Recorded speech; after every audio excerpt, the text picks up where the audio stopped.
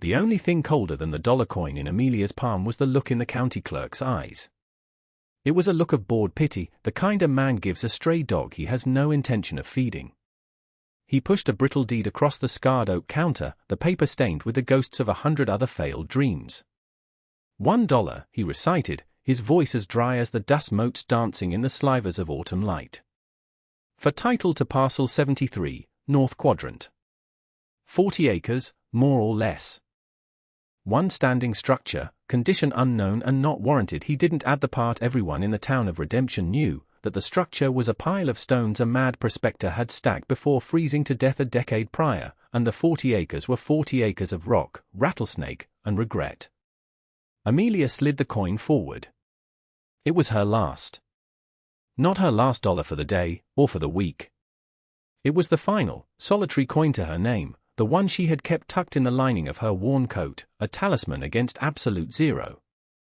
She had sold her husband's pocket watch, her own wedding band, and the last decent pair of boots she owned just to get here. This dollar was the period at the end of a long, cruel sentence. Sign here, the clerk grunted, pointing a nicotine-stained finger at a blank line. Amelia took the pen, its tip scratching against the cheap paper. Her signature was a testament to her desperation, a thin, wavering line that looked as fragile as she felt. She was 26 years old, a widow for 2 years, and mother to a boy whose silence had grown as vast as the plains. They had nowhere else to go. Winter was a wolf padding at the edge of town, and this pile of stones, this godforsaken patch of earth, was the only door she could find to shut against it. The clerk stamped the document with a heavy thud, the sound of finality. He didn't wish her luck. He didn't even meet her gaze again. For him, the transaction was already forgotten. For Amelia, it was everything. She folded the deed, the paper crinkling like a dying leaf, and tucked it inside her coat, beside the hollow space where the dollar used to be. The journey to Parcel 73 was a pilgrimage into forsakenness. The path dwindled from a wagon-rutted track to a goat trail before vanishing completely into a sea of sagebrush and jagged stone. Amelia carried their few belongings in a canvas sack slung over her shoulder, while her son, Thomas, walked beside her, his small hand clutching hers. He was 5, with his father's serious eyes, and he hadn't spoken more than a few words at a time since the fever took his pa. He didn't complain about the walk, the sharp rocks that threatened his thin-soled shoes, or the wind that scraped at their faces. He simply watched, his gaze sweeping the horizon as if expecting something to appear that never would. The structure, when they finally saw it, was worse than the rumors. It was less a shelter and more a monument to failure, a single room of dark, mismatched stone stacked against the side of a low mesa. The roof was a patchwork of rotted timbers and sod, half of which had collapsed inward, leaving a gaping wound open to the sky. There was no door, only a dark opening that seemed to exhale a chill. Despair, cold and sharp, pricked at Amelia. For a moment, she wanted to turn around, to walk back to town and beg on the street corner. But then she felt Thomas's hand tighten in hers. "Is this home now, Mama?" he asked, his voice small against the immense silence. The question was not an accusation. It was just a question, pure and trusting. And in that moment, her despair hardened into resolve. "It will be," she answered, her voice stronger than she felt. "We will make it a home for the next week." She worked with a ferocity born of necessity. She cleared the rubble from the floor, patched the roof with scavenged slate and packed mud, and used their threadbare blankets to cover the empty doorway at night. She found a small, brackish spring a quarter-mile away and hauled water in their only bucket. Their meals were foraged berries and the last of their dried beans, cooked over a small fire that filled the tiny space with smoke. It was a meager, brutal existence, a life lived on the very edge of the world. But inside those stone walls, huddled together for warmth, there was a fragile sense of peace. They were alone, but they were together. It was not a home, not yet. But it was theirs. The draft was relentless. It was a physical presence, a serpent of cold air that slithered from a corner of the stone floor, chilling their bones no matter how close they huddled to the fire. Amelia had tried stuffing the cracks with mud and grass, but the cold always found its way through. One afternoon, while Thomas was outside collecting twigs for kindling, she decided to fix it for good. She traced the source of the draft to a large, flat flagstone that sat unevenly in the dirt floor. It was about 3 feet square, smoother than the other stones, and it rocked slightly when she put her weight on it. Grunting with effort, she wedged the tip of their small shovel into the crack and pried. The stone refused to budge. It was heavier than it looked, settled deep into the earth. Sweat beaded on her forehead as she strained against it, her muscles screaming in protest. She repositioned the shovel, finding better leverage, and threw her entire body into the effort. There was a low, grating screech of stone against stone, a sound that seemed to come from deep within the ground. The flagstone shifted, then tilted upwards. But beneath it was not the packed dirt she expected. There was darkness. A perfect, geometric square of blackness. A cold, musty air, smelling of deep earth and something else, something metallic and sterile, rose to meet her. She knelt, peering into the void. A set of iron rungs was bolted into the side of a narrow shaft, descending into an abyss beyond the reach of the weak afternoon light. Thomas came back inside then, his arms full of sticks. He stopped, his eyes wide. "What's that, Mama?" he whispered, dropping the twigs. Amelia didn't answer right away. She was listening to the silence of the hole, a silence that felt ancient and profound. It was the kind of quiet that held a secret. For the first time since arriving, she felt a different kind of cold. It wasn't the wind or the coming winter. It was fear. Not of starvation or the elements, but of the unknown that lay sleeping beneath their feet, waiting in the dark. It was a tomb. Or a treasure chest. And she knew, with a certainty that settled deep in her soul, that her life had just been cleaved in two, the time before she lifted the stone, and whatever was to come after. Her only lantern cast a weak, trembling circle of light that did little to push back the oppressive dark. Amelia descended the iron rungs one by one, the cold metal biting into her palms. The air grew colder, heavier, tasting of dust and stillness. Thomas waited at the top, a small, worried silhouette against the square of grey sky. "Be careful, Mama," his voice echoed down the shaft, thin and fragile. The ladder ended on a smooth, level floor. She raised the lantern. The light caught on something and reflected back, a dull, buttery gleam. Her breath hitched. She wasn't in a cellar. She was in a room, its walls lined with rough-hewn rock, but its contents were anything but rough. Stacked neatly against all four walls, reaching nearly to the low ceiling, were bars. Hundreds of them. Maybe thousands. They were stacked like firewood, precise and orderly. At first, her mind refused to process what she was seeing. It must be lead, she thought, or perhaps iron ingots from some failed mining venture. It couldn't be anything else. She stepped forward, the sound of her boots unnaturally loud in the dead air. She reached out a trembling hand and touched the nearest bar. It was cold, unnervingly heavy, and smoother than it looked. Stamped into its surface was a small, official-looking eagle and a series of numbers. She ran her fingers over the impression, the metal inert and dense beneath her touch. It felt ancient, like it had been waiting here for a very long time. She managed to slide one of the smaller bars from the top of a stack. The weight of it shocked her, nearly pulling her arm from its socket. It was far heavier than lead, heavier than any metal she had ever held. With immense effort, she carried it back to the ladder and began the arduous climb back to the surface. When she finally emerged into the weak light of the shelter, blinking and gasping for air, she set the bar down on the dirt floor. It landed with a heavy, muted thud. Thomas crept closer, his eyes fixed on the strange object. In the daylight, its true nature was undeniable. It wasn't yellow like brass, but a deep, soft, hypnotic gold. A color that seemed to drink the light. Amelia stared at it, her heart hammering against her ribs. This wasn't a discovery. It wasn't a blessing. It was a secret that could get them killed. The weight of it was suddenly more than physical, it was the weight of a terrible, dangerous knowledge. She had bought this land for $1. And beneath it lay a king's ransom. Word of a widow and her child living on the old prospector's claim eventually trickled down the mountain and into the saloons of redemption. The initial talk was dismissive, another tale of a hard luck case bound for a bad end. But desperation is a kind of currency in places like redemption, and curiosity is its twin. Soon, the story shifted. Whispers began to circulate, rumors of strange lights, of the widow digging at odd hours. The land wasn't just abandoned, it was cursed, some said. Or, said others with a greedy glint in their eyes, it was hiding something. The first visitors came on a Tuesday. 2 men, their faces etched with the sun and grime of failed prospecting, appeared at the edge of her clearing. They moved with a predatory slowness, their eyes not on her, but on the land itself, scanning the rocks, the shelter, the very air around them. The taller one said, tipping a sweat-stained hat.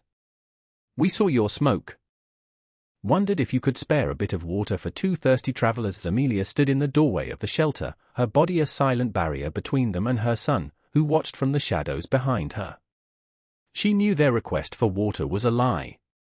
Their canteens were slung at their hips, and from the slight bulge, she could tell they were not empty. They were here to look, to sniff out whatever secret they imagined was buried here. She felt a cold dread, but she showed none of it. Her face remained a placid mask. "I can spare some," she said, her voice even. She fetched the bucket, her movements deliberate and slow. She didn't turn her back on them for a second. As she poured water into their offered cups, she saw their gazes darting towards the shelter, lingering on the newly patched roof and the heavy blanket covering the door. "Mighty lonely place to raise a boy," the second man commented, wiping his mouth with the back of his hand. His eyes were small and hard, like chips of flint. "We manage," Amelia replied, her tone leaving no room for further conversation. She took the empty cups and retreated to the doorway. The men lingered for a moment, their disappointment a palpable thing. They had found nothing, but their suspicion had not faded. It had only sharpened. "Much obliged," the tall one said, but there was no gratitude in his voice. There was only a veiled threat, a promise to return. As they walked away, Amelia pulled Thomas close. She watched until they were gone, 2 dark specks against the unforgiving landscape. The gold beneath her floor had changed everything. It had turned her sanctuary into a target. The next visitor did not come with a pretense of thirst. He came with the full authority of the United States government, or so he claimed. His name was Arthur Davies, a man whose suit was as grey as his disposition. He arrived on a horse that looked as tired and joyless as he did, and he carried a leather satchel that smelled of ink and condescension. He didn't ask for water, he presented a document. "Amelia Stone?" he asked, though it was clear he already knew the answer. There was no one else for miles. When she nodded, he cleared his throat, a dry, rustling sound. "I'm from the Territorial Land Office. I'm afraid there has been a significant clerical error regarding your purchase of this parcel." He spoke in a clipped, formal monotone, as if he were delivering a weather report instead of a death sentence to her hopes. "An error?" Amelia repeated, her hand instinctively going to the doorframe, steadying herself. Thomas peeked out from behind her skirts, his small face a mask of apprehension. "Indeed," Davies continued, avoiding her eyes and focusing instead on a point somewhere over her shoulder. "This land was improperly documented. It was slated for Federal Reserve, pending a survey for the new railroad expansion. The $1 sale was processed by an uninformed clerk. It is, therefore, null and void." He made it sound so simple, so final. A mistake had been made, and she was the consequence that needed to be erased. He tapped his satchel. "I have the revised paperwork here. The government will refund your $1, of course, and offer a formal apology for the inconvenience." The sheer audacity of it left her speechless. The inconvenience! He was talking about her home, the only thing that stood between her son and a winter that would surely kill them. He didn't know about the vault. His motive was something more mundane but no less dangerous, the cold, impersonal march of progress, a railroad that needed a path and a bureaucracy that saw her as nothing more than an obstacle to be removed.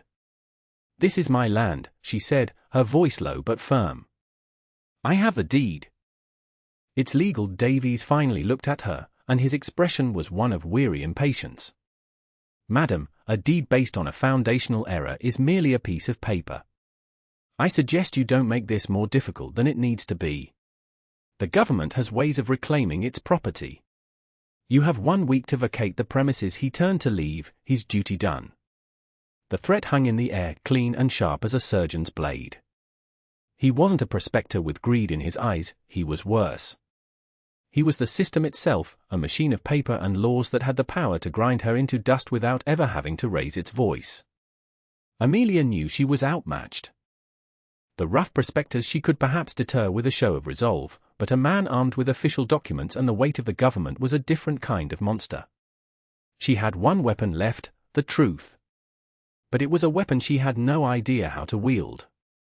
For 2 days, she wrestled with her choices, the gold beneath the floor a silent, heavy presence. Leaving meant destitution. Staying meant a fight she was certain to lose. On the 3rd day, she made a decision. She packed a small bag with the last of their food, wrapped Thomas in his warmest clothes, and carefully secreted one of the smaller gold bars in the bottom of her sack, wrapped in oilcloth. Then, she covered the entrance to the vault, replaced the flagstone, and set out on the long walk to Prescott, the territorial capital. The journey took for days, a grueling trek that tested the limits of her endurance. She arrived in the bustling town covered in dust, exhausted and nearly broken, but with her purpose clear. She didn't seek out the grandest law office on the main square. Instead, she asked around for a name she'd heard whispered back in redemption, a lawyer who no longer sought wealthy clients, a man who had a reputation for taking on lost causes. She found Alastair Finch in a small, cramped office above a tannery, the air thick with the smell of curing leather and old paper. He was an old man with a face like a crumpled map and eyes that had seen too much of the world's injustices. His desk was a mountain of forgotten files and law books. He listened to her story without interruption, his gaze fixed on her face. She told him about the land, the deed, the official from the land office. She told him about her son, about being a widow, about having nowhere else to go. She spoke plainly, without embellishment or self-pity. But she did not mention the gold. She needed to know what kind of man he was first, whether he fought for justice or for profit. When she finished, a long silence filled the room. Finch leaned back in his creaking chair, steepling his fingers. "Mr. Davies is not a man who makes mistakes," he said finally, his voice a low rumble. "If he wants your land, it's because someone powerful wants it more." "A railroad, you say?" "That means money, and money means they will crush anyone in their path.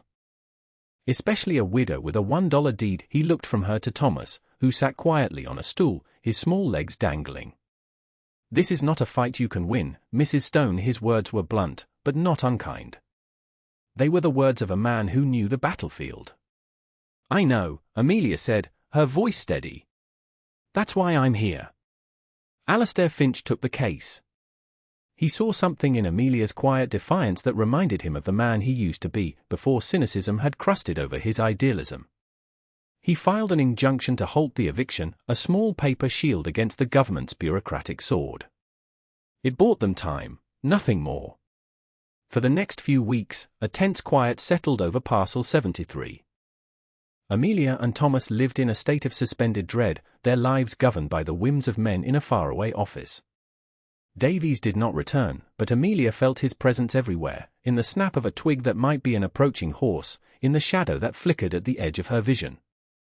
Finch sent word by a traveling merchant. Davies had responded to the injunction with a formal petition to the court, citing a litany of statutes and precedents. The railroad survey team was already marking territory less than 5 miles to the east. The machine was moving, slowly but inexorably. Finch's letter ended with a stark question: "Is there anything else I should know? Any other reason they would want this specific land so badly?" "The truth, Mrs. Stone." All of it. The moment had come. The next time Finch made the journey out to see her himself, his horse picking its way carefully up the trail, she was ready. She met him outside the shelter, her face grim. "There is something else," she said, her voice barely a whisper. She led him inside, Thomas watching them with his usual silent gravity. Amelia knelt and, with practiced effort, pried up the heavy flagstone, revealing the dark shaft. Finch stared into the opening, his expression unreadable. "What is this?" he asked, his lawyerly composure faltering for the first time. "A storm cellar." "Something more," she replied. She lit the lantern and handed it to him. "You should see for yourself." Finch hesitated for only a moment before taking the lantern and descending the rungs. Amelia waited above. She heard his sharp intake of breath, followed by a long, profound silence that stretched for what felt like an eternity. When he finally re-emerged, his face was pale, his eyes wide with a mixture of awe and terror. He looked at the single gold bar she used as a doorstop, then back at her. He saw not just a widow fighting for her home, but the guardian of a secret that could reshape the entire territory. "My God, child," he breathed, his voice hoarse. "This isn't a legal dispute. This is a war." The arrival of Arthur Davies a week later felt like the first cannon shot of that war. He came with 2 armed men from the marshal's office, their silver badges glinting in the harsh sunlight. He held an official-looking document in his hand, a court order overriding Finch's injunction. It was a picture of institutional power, confident and absolute. "Mrs. Stone," Davies began, his voice dripping with false patience. "This has gone on long enough. The court has found in our favor. You will vacate the premises immediately." He expected her to crumble. He expected tears, pleas, a desperate, futile resistance. He did not expect Alastair Finch to step out from the shelter, looking as ancient and immovable as the rocks themselves. Davies's face tightened. "Finch! You're wasting your time, and your clients." "This is over. On the contrary, Arthur," Finch said, his voice calm and steady. "It's just beginning. You see, your petition to the court was based on a fraudulent premise." "Fraudulent?" Davies scoffed. "The land is needed for the public good. You argued the land itself is worthless rock, its value negligible, making my client's claim tenuous at best," Finch stated, his tone becoming sharp. "You neglected to mention what was under the rock." It was then that Amelia acted. On a signal from Finch, she went back into the shelter and returned, not with one of the smaller bars, but with one of the largest she could manage to carry.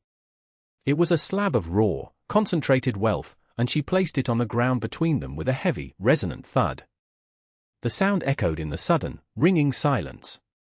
Davies and the 2 marshals stared at the bar of gold. Their training, their orders, their entire worldview evaporated in the face of such a thing. Davies's jaw went slack, his carefully constructed composure shattering into 1,000 pieces.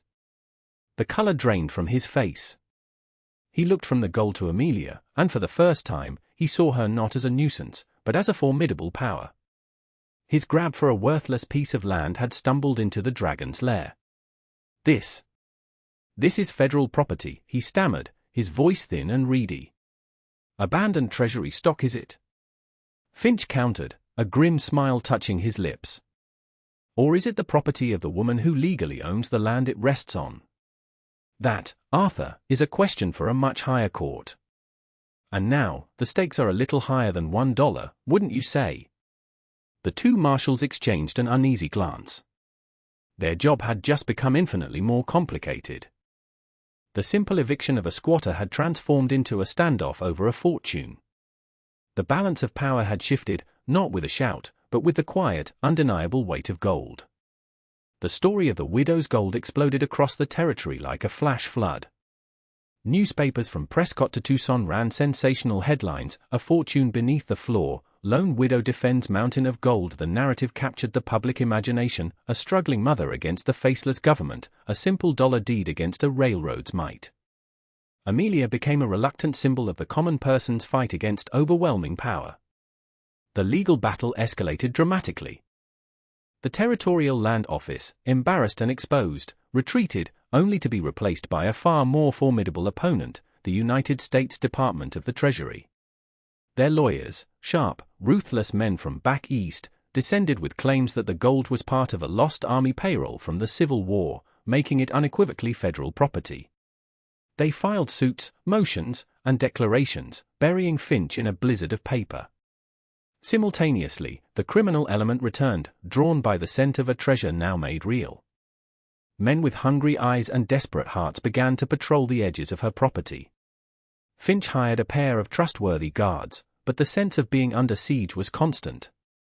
Amelia felt like a prisoner in her own home, the gold a glittering cage. But through it all, she discovered a strength she never knew she possessed. In the depositions, facing a panel of condescending government lawyers, she did not waver. Her voice, once quiet, became clear and resolute. "You say this gold belongs to the government," she stated, her gaze steady. "For 50 years, your government let this land sit here, forgotten. It let this shelter fall to ruin, forgotten. It let people like me, people with nothing, be forgotten. You didn't care about this land until you thought it could make you richer. This gold was forgotten, just like we are. I didn't just find gold, gentlemen. I found proof that you only value things when they have a price tag." Her words, reported verbatim in the papers, became a rallying cry. Donations began to trickle into Finch's office to support her legal defense, $1 from a farmer, 50 cents from a laundress, $5 from a sympathetic merchant. They were the forgotten people, and in her fight, they saw their own. She was no longer just fighting for herself and her son. She was fighting for all of them, for the very idea that a person's dignity was not determined by the contents of their pockets, but by their refusal to be erased. The quiet widow had found her voice, and it echoed far beyond the stone walls of her simple mountain home. The case of Stone v. The United States of America dragged on for nearly a year, a grueling war of attrition. But Amelia's testimony, combined with Finch's masterful legal strategy, had turned the tide of public opinion. He successfully argued that the government's claim was based on speculation, with no definitive proof linking the bullion to any specific army payroll. He produced records showing the land had been privately held since before the war, sold and resold multiple times before being declared abandoned and reverting to the county. Her $1 purchase, he argued, was an unconventional but legally binding contract for abandoned property. The final ruling came on a crisp autumn morning, almost 2 years to the day after Amelia had first set foot on the property. The federal court found in her favor. The judgment was simple and profound: the land was hers, and therefore, so was everything beneath it. The victory was staggering, almost too large to comprehend. The gold, when finally appraised, was valued at a sum that defied imagination. But for Amelia, the relief was not in the number. It was in the silence. The silence of no longer having to fight, of knowing her son was safe, of having a future that was finally her own to write. She did not leave the mountain. The stone shelter, the place of her deepest desperation and greatest discovery, remained her home. But she did not hoard her fortune. She remembered the faces of the forgotten, the ones who had sent their dollars and their hopes to her cause. With Finch's guidance, she established a trust, its mission simple: to provide for those the world had left behind. Her first act was to buy the parcels of land surrounding her own, more worthless, tracts of rock and scrub. But on that land, she built things. She built a school for children who had no other chance at an education. She built a proper clinic with a doctor. She funded small, sturdy homes for other widows, for families displaced by the very railroad that had tried to run her off her land, giving them deeds not for $1, but for free.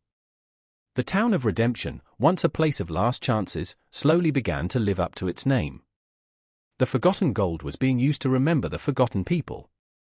One evening, years later, Amelia stood with a teenage Thomas on the ridge overlooking the small, thriving community they had built. The lights from the homes twinkled in the dusk like fallen stars. The stone shelter was down below, preserved and protected, a quiet monument to where it all began. "You were so scared that day, Mama," Thomas said, his voice now deep and steady. "When you first went down into the dark." Amelia smiled, a soft, knowing expression. She admitted. "I was terrified of what I'd found. But I was more terrified of what we'd lose if I did nothing." Her legacy was not the gold she had discovered in the earth, but the hope she had planted on top of it. It was a quieter, more durable kind of treasure, one that would continue to grow long after she was gone, a testament to a woman who had been given nothing and had chosen to build everything.